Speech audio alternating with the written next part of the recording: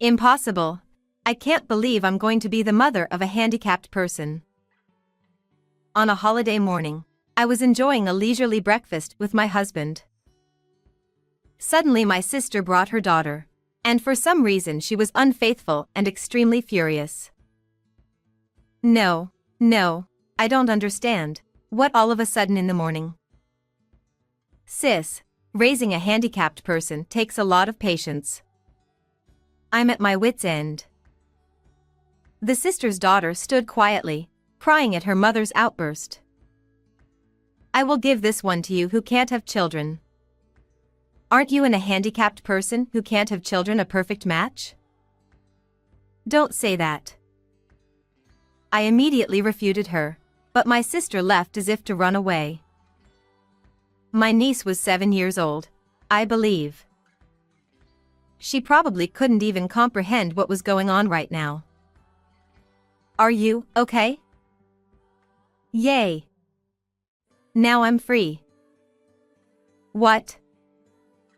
Susanna Burton, pseudonym, 30-something story. My name is Susanna Burton and I am in my 30s. I have been married for 5 years to my husband, Aaron, whom I met at work, but we have yet to have children. We both love children, and ever since we were dating, we always talked about how we wanted to have children when we got married someday. But reality is cruel. We were not able to have children as we had hoped. After talking with Aaron, we decided that we just couldn't give up on having children of our own and decided to start fertility treatments. We hoped to have just one child, no matter how much it would cost. So we went to the clinic together. However, the doctor told us that our chances of having a child were extremely low. But on the contrary, we were determined. We had done all we could do. All I want is to be with you. Let's enjoy life together. He also encouraged me by saying so. Even if we were not blessed with children in the future, we could enjoy our life together as a couple. One day, when I returned to my parents' house, my sister Caroline had also returned at the same time. She had been popular since she was a student because of her pretty looks and her good sense of humor, and now she was married and had a husband named Seth. I hadn't seen her in a while, and she was dressed in high brands. She proudly told me that Seth has taken over his parents' company and is the president. By the way, she makes fun of the fact that my husband is an ordinary company employee, and she also demeans me. My husband is now the president of the company? Well, he was always an elite. Compared to that, yours. Your husband is amazing, isn't he? But Aaron also works very hard and is very kind to me. You've always been like that, and that's why you can't do anything. I was always bothered inside, while I was appropriately malleable. It was a good thing I didn't talk back to her.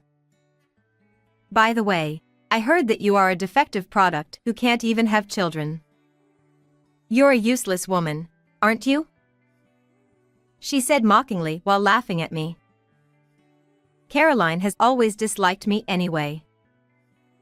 She always tries to outdo me and mount me, which frankly tires me out. She doesn't say such terrible things to me in front of my parents either. She does whatever she wants when her parents are not around. I was deeply offended by her ridicule of my infertility and left my parents' house. Why should I be talked about like that? How much did she think I had suffered because I could not have children? After that, she often pointed out to me how difficult it was for me to have children. When she meets with me, she brags about having a child herself. Even though I have always thought I understood her bad character, I could not tolerate her ridicule of my sensitive issues. She makes fun of me every time I see her like this, and her attitude gets worse and worse. Then we have no choice but to distance ourselves from her. I began to be careful not to see her as much as possible. Then one day on a holiday, many months later, the intercom suddenly rang. Suddenly, the intercom rang.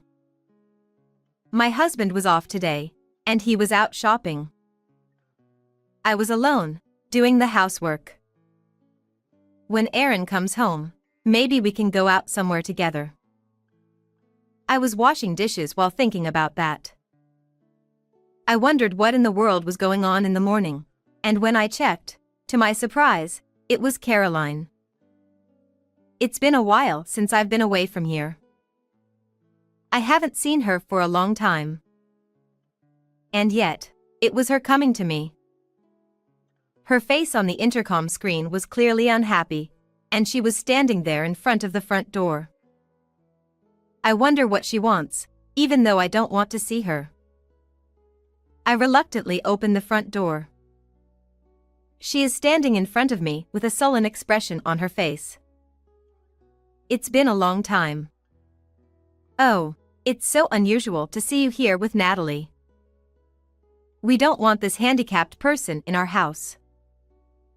Her high-pitched voice rings out. I wonder what she is going to say as soon as she arrives, forcing Natalie, who is standing beside her, toward me. Natalie is her daughter. She is 7 years old, I think. Natalie almost fell over when she was suddenly pushed toward me. What do you mean? You just barged in all of a sudden? I stare at Caroline, who is confused and pushes the child away. She takes one look at Natalie, who is sobbing in my arms, and sighs, she is so annoying. A handicapped person who can't even speak properly doesn't deserve to be in our house. How can you use such a violent word as handicapped to your own daughter?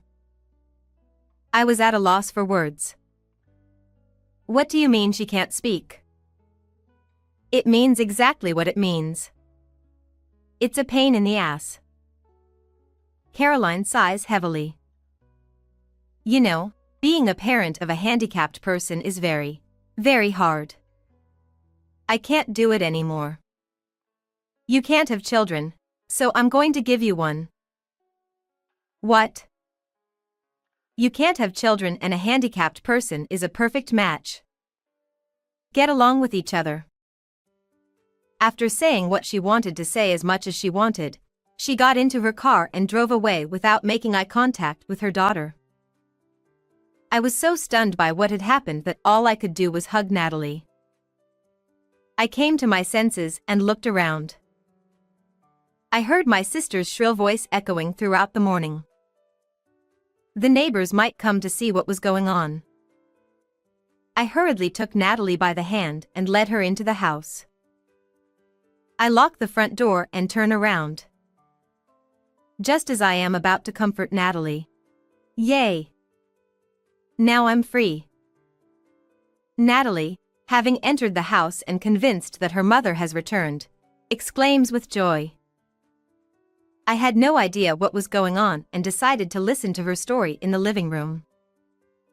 It seems that Natalie has been educated very strictly to be an ideal child. She went to different classes every day and sometimes had more than one class in a day.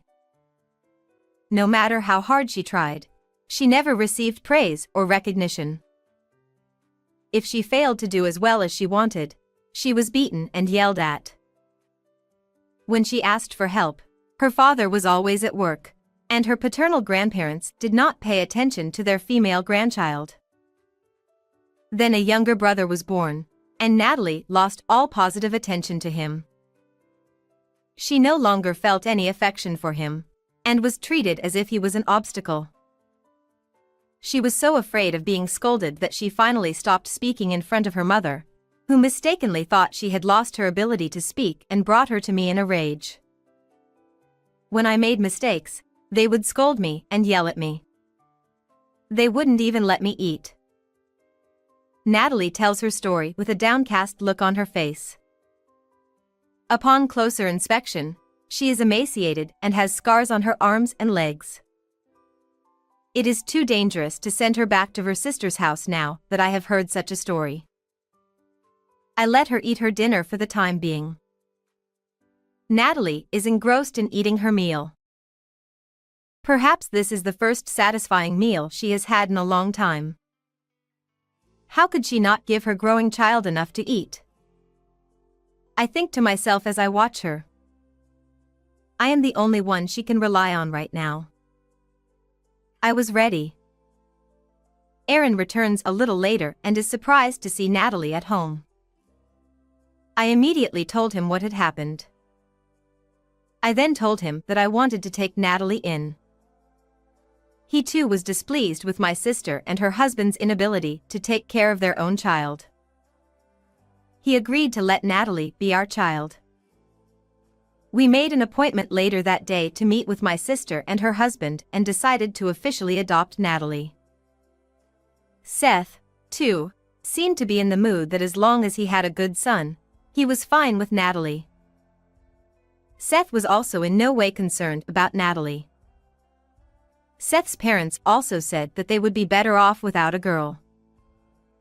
The adoption process was completed in no time at all. We were relieved and determined to make Natalie happy. From now on, we wanted Natalie to live a life of freedom. We would give her all the love we could, as if she were a real child. We would encourage and support her in whatever she wanted to do. After that, Natalie grew up with a carefree spirit. A few years later, she went to law school at a well-known university. We celebrated the fruit of her diligent efforts as if it were our own. One Sunday, while we were relaxing as a family, my sister and her husband suddenly barged into my house. Without even saying hello to us, they clamored for Natalie's return. I thought back to that time. The sister and her husband came to my house without permission and abandoned my little Natalie as if she were an object. They must have heard somewhere that Natalie had gone to a prestigious university, even though they had never heard from her before. I can't believe they would say that now. Apparently, Natalie's younger brother, who they thought was brilliant, had dropped out of high school. Perhaps they was strictly doing the same kind of intrusive education that they used to do to Natalie in the past. If they were tied down so tightly, any child would lose motivation for everything, not just studying. I had originally heard that Natalie's brother was a recluse and had refused to go to school in middle school. We don't want that socially inept child in our house. Natalie, come home. Upon learning that Natalie had been admitted to a difficult university, my sister and her husband came to pick her up. How could they come to pick up their daughter, whom they once called handicapped and discarded, for their own convenience? Children are not their parents' property or toys. I was deeply offended by their unmanageable behavior. Since that moment when we decided to raise Natalie as our own child, we had given her our wholehearted love. Aaron, who had raised her as his own daughter, also covered Natalie's back and refused to let her go. The two of them continued to fuss at the door that they were Natalie's parents. They were no longer getting anywhere, and just when I thought they were. My parents are Aaron and Susanna. You are not my parents. Natalie stared at my sister and her husband with a serious look in her eyes. When she clearly refused, the sister and her husband left, leaving her with the discarded words that they would take legal action. Later that day, the sister and her husband hired a lawyer to try to pretend that Natalie's adoption had never happened. However, at that time we had followed the official procedure and adopted Natalie. Therefore, they could not dissolve the adoption. In addition, Natalie, who was 7 years old at the time, still bore the scars of violence that we called discipline, and she was much thinner than the norm. I have a medical certificate in my possession that states that she was probably abused. I showed the medical certificate to my sister and her husband, who were going to court, and asked them if they were still going to court. Seth, who had taken over his parents' company and was now the president, declined to go to trial for fear of bad publicity. They are the kind of couple who would even abandon their own child out of concern for the world. There was no way they could go to court with the evidence of their abuse in front of them. But somewhere along the way, a rumor began to circulate that Natalie, Seth's eldest daughter, had been adopted, as if she had been abused and abandoned. The rumor spread quickly, and the stock price of Seth's company dropped dramatically. Soon after, Seth was removed from his position as president of the company in order to take responsibility for his actions. My sister and her husband then disappeared. Natalie's younger brother, who was left alone, was taken in by Seth's relatives, passed his tests, and attended college. Natalie successfully graduated from college and got a job at the company she wanted. She married a man she met at work. We were sad to see her go, but wished her a long and happy life as she left our home with her husband and wife. What did you think of this story? Please subscribe to our channel. See you in the next video. They took all of your father's insurance money and kicked me out of my house. Can I stay with you just tonight? I was shocked that my mother would be treated like that by the son and his wife who lived with her. She looked even worse than before, and although it was winter, she was incredibly thin and wearing tattered clothes. I was willing to accept her, of course. But my husband, who was with me. I don't want you to do that. Let me drive you to your house, said to her. I was astonished. I had no idea that my husband was such a cold person. But actually, he had an idea. I am Kate, 30 years old. My husband's name is Samuel. Samuel and I met at an English conversation class we both attended. We happened to be paired up a lot, and I liked him because he seemed kind and gentle, and I approached him. Our personalities are complete opposites. I like to talk a lot, but he is quiet and not very talkative. I'm the headstrong type and act quickly when I have an idea, while he is the cautious type. At first glance, we may not seem to fit together, but we are surprisingly compatible and comfortable with each other. Samuel said, I've always been shy since I was little, and it was hard for me to make friends, so when I studied all the time, I became even more of a poor communicator. It is true that he is very educated. I wondered why he had never married before, but his shyness made it difficult for him to meet good people.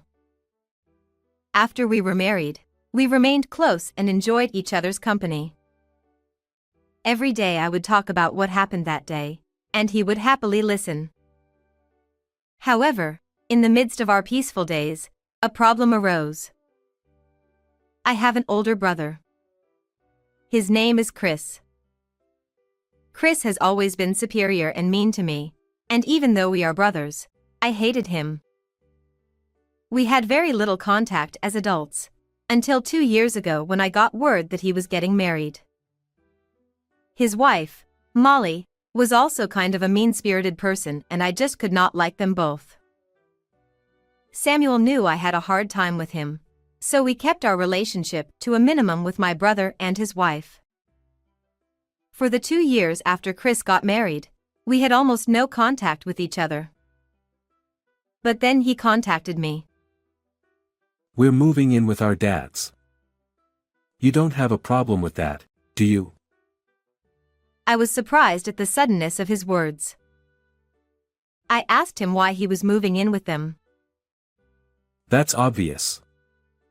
Because I need someone to take care of my mom and dad in their old age, he said. The Chris and Molly I knew didn't seem like the type to say such a thing. But as long as they were like that, I had no right to stop them. I called my mother and asked her about it. Chris told me that it's probably getting too old for us. She didn't seem particularly anxious about it, so I was relieved. However, a few months after my brother and his wife moved in with my parents, our father suddenly fell ill. To my surprise, he was told that he had very little time left to live. When I heard this diagnosis, my mind went blank. My father was one of the most important people in my life. I had never thought about his illness. It was a shock to me, but it must have been a shock to my mother as well. I decided to do all I could to support my parents. After that, Samuel and I found time to visit my father. It was hard for me to see my father suffering from his illness. But when he saw my pained face, he said to me, "You are cheerful and always smiling, aren't you?" I thought that I should do my best, too. However, there were two things that bothered me when I went to visit my father. One was that my brother and his wife did not seem to have come to visit him at all. The other was that my mother looked very thin. I thought that my mother's thinness was due to the fact that my father had become ill, just as I had, but then, perhaps it was a daughter's intuition, but I had a feeling that this was not the case. On the day I happened to be visiting my mother, I invited her to a cafe and listened to what she had to say. "Mom, you look kind of out of shape. Are you all right? Is it just my imagination, or is it not just because you are worried about my father?" When I asked her that, she looked at me with a startled expression on her face. Then she lowered her eyes. "It's not a big deal. Ever since your father was hospitalized, things haven't been going well with Chris. But you don't have to worry so much." She then trailed off. After that, no matter what I tried to get out of her, she wouldn't answer me any more about it. I couldn't stand still. The next day, I visited my parents' house shortly before my brother and his wife returned home. Surprised and trying to persuade my mother to stop, I decided to hide in a closet in the living room to check on the house. Then I would see a surprise. As soon as my brother came home. "I'm hungry. Mom, I want some food," he asks. I'm just getting ready. Molly, who comes home at the same time and sighs. I told you to have the food ready when we get home, didn't I? You've been a housewife for so many years, you can't even do that? Besides, my favorite clothes were a little faded. It cost a lot of money, so what are you going to do about it? Molly blamed my mother one after another. After that, I could see that my brother and his wife were treating my mother as if she were a slave. I was getting angry at what my brother and his wife were saying and doing, but somehow I managed to suppress my emotions. I knew that it would be unwise for me to run out of the house at this point. After that, I watched my brother and his wife bully my mother and beg for money, trembling with anger. Then, after making sure that my brother and his wife had gone to their room, I sneaked out of the house. I immediately reported this to Samuel. As I reported it, I cried out of frustration and sadness. I said to Samuel, "Hey Samuel, do something about it. You go to my parents' house and tell Chris and the others to get tough." I told him, but he was calm. "That's not a very nice way to go." He said that and shut up without saying anything more. I couldn't believe that he didn't say anything to me until this moment, no matter how quiet he said he was. I couldn't suppress my mortified feeling. On top of that, my mother said to me, "Listen, I want you to keep what you saw yesterday in your mind for a while. Your father is sick and I just want to think about that right now. I'll be fine, so you don't have to do anything anyway." I could not do anything when my mother said that to me. But then, my father passed away without any treatment. Even though I had prepared myself, I could not accept the fact that my father had passed away. I was overcome with a grief that crushed my heart, and I could not stop crying. I am sure my mother felt the same way. Then, one night some time later, I felt the loss of my father. I was still unable to regain my strength due to the loss of my father. My mother suddenly came to our house late at night. She was even more gaunt than I had seen her before, and though it was winter, she was incredibly thin and wearing tattered clothes. She was also carrying a single, slightly smaller tote bag. She shivered and forced herself to paste a smile on her face. "Chris and his wife took all of your father's insurance money. I've been kicked out of my house too. Can I stay at your house just tonight?" she said in a small voice. I was speechless at the unbelievable situation. At that moment, Samuel, who greeted my mother at the door with me, said, "I don't want you to do that. I will drive you to your house." Samuel's words stunned me. Oh my God, Samuel. What were you thinking? He was unfazed by my words. "It's all right." And walked my mother to the car.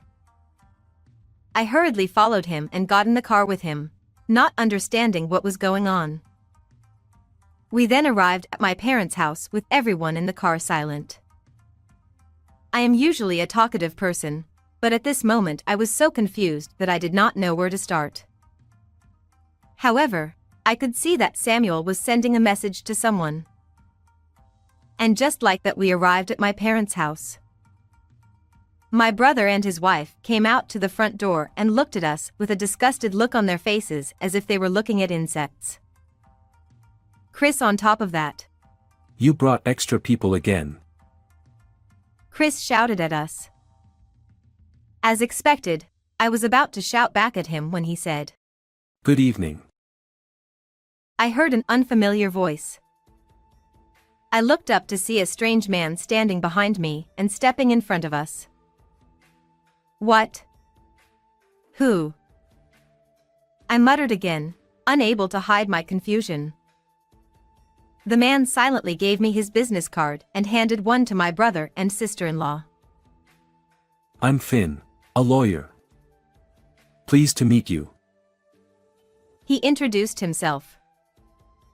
Even my brother and his wife, who are usually arrogant and superior to me, looked at me wide-eyed as if they couldn't believe their ears at what the man said.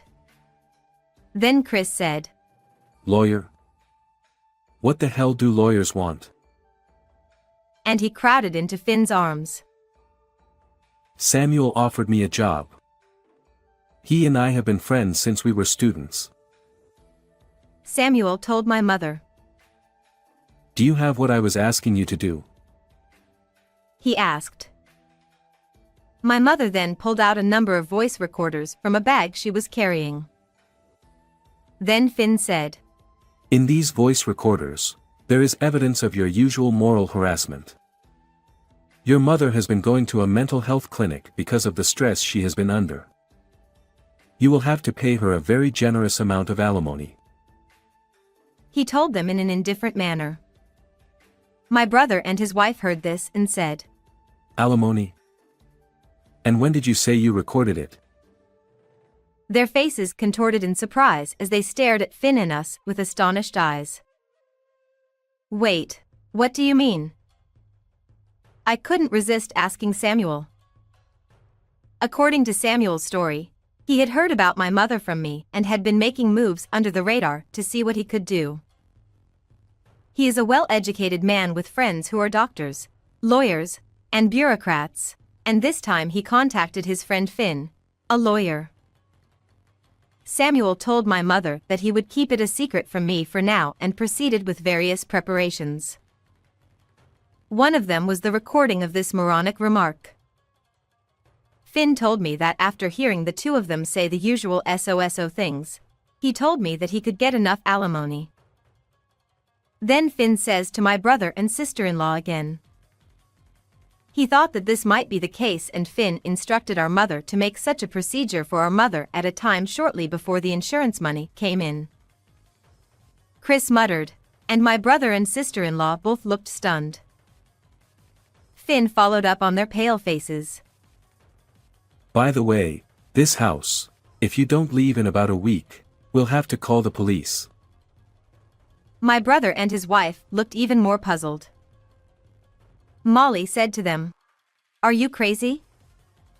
It's our house, why do we have to leave?" Then Finn said, Your mother has already sold this house. He told them once and for all. The brother and his wife opened their mouths with a pout. Finn and Samuel continued to explain to my brother and his wife. My mother had tolerated living with my father while he was alive, but now that he was gone, she felt that she could no longer live with him and his wife.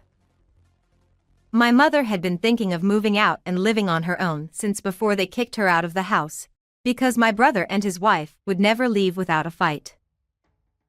When Samuel and Finn heard about this, they suggested that she should sell my parents' house then. Since my parents' house was in my mother's name, the process was quick and easy. This meant that my brother and his wife would not only not get my father's insurance money, but they would also lose their house. Well, that's the way it is then.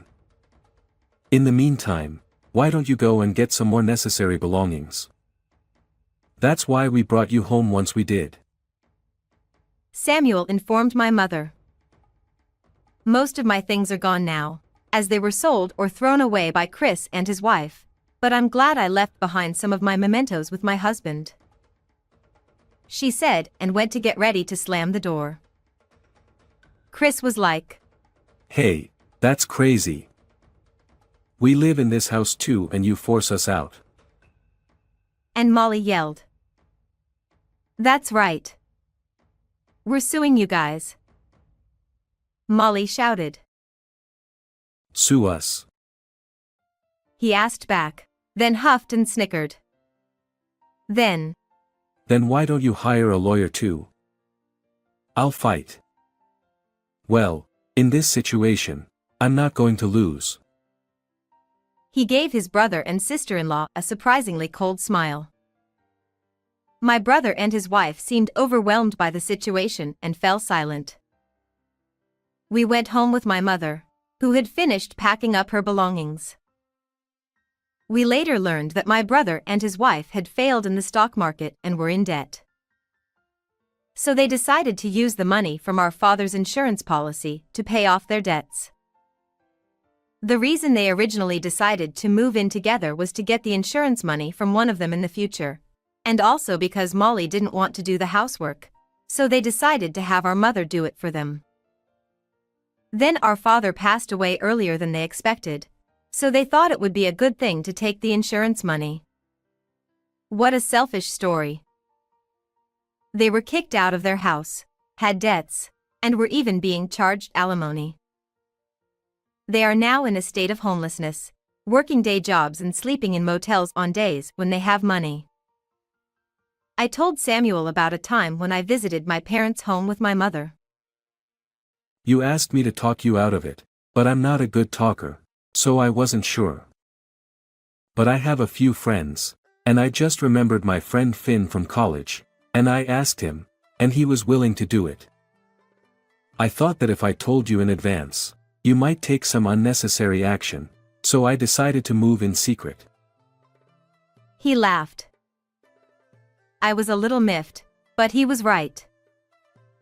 Come to think of it, my mother was preparing to live on her own, but Samuel and I encouraged her to come to our house, and now she lives with us. My mother can now afford quite well with her pension, the insurance money she got back, and the money from selling the house. She now spends her days happily attending flamenco, piano, and other lessons. I am sure that my late father would have been happy to see my mother's lively life from heaven. What did you think of this story? Please subscribe to our channel. See you in the next video.